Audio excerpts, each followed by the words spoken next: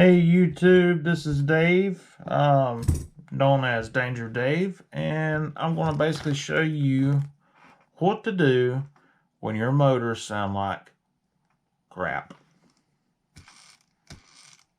If you can hear that, the bearing is shot.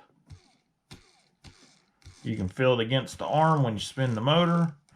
So yes, the bearing has to be replaced. Otherwise, you will have issues with your tune. You can only go so far before there's no more results in your PID tune. So even when you do your filters and black box and blah blah blah, you're still going to have vibrations that you can't quite get out. So with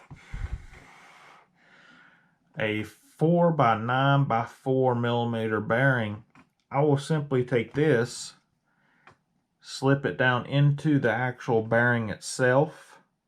Once it's in there, it will basically lock itself over on top of the bearing. So basically you slip down into the bearing and it will hold. And then I will take a 4 millimeter shaft or so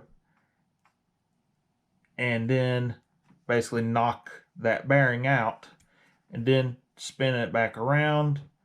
And what I'll do, because this actually goes directly down into a normal 4 millimeter inner diameter bearing, this works perfect for knocking the other bearing out.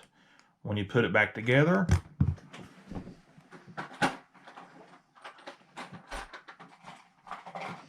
I'll simply take some old bearings,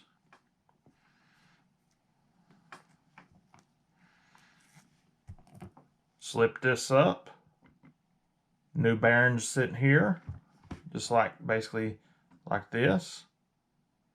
Then the other side, I have my new bearing about to go into the motor, like that. And then make sure that you have enough of the old bearings to where when you go to tighten it up, it's not going to run up on the unthreaded part of your bolt that you're using. But you will make sure that when you're putting it together, you tighten it equally without any binding. Otherwise you can ruin that new bearing that is slipping into the stator assembly itself. But once you go and start tightening together, you will feel it to the, it'll get to the point where it's, easy to turn, and then it'll feel like it kind of gets tighter. That's when you need to basically stop.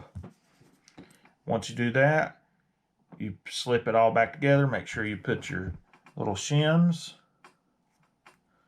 your washers, whatever, it was on there.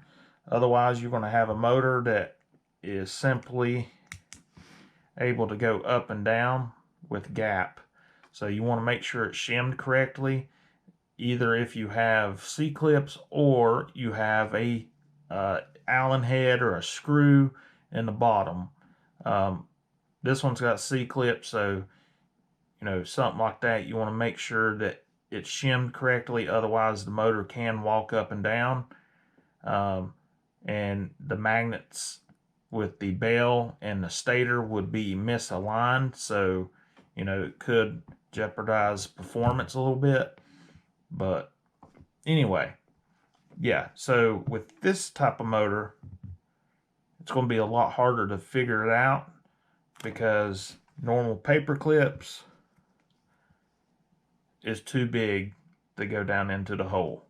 So something this size, I may have to come up with a different solution, because I've not really done many of these little motors, and I've always kind of stuck around the 2207, 2306, blah blah blah motors instead of 1407 like this. So, well, maybe that's helped you a little bit. That is my method if you're flying a 5-inch. So Very simple, easily picked up at Lowe's or any of your hardware stores. All right. Well, I hope y'all had a good day and are having a good day. And hopefully that helped you out a little bit. But if you got any questions, just let me know. But I am going to do a in-depth rebuild on a typical motor for a 5-inch. And I will show that video as soon as possible. Thank you and have a good day.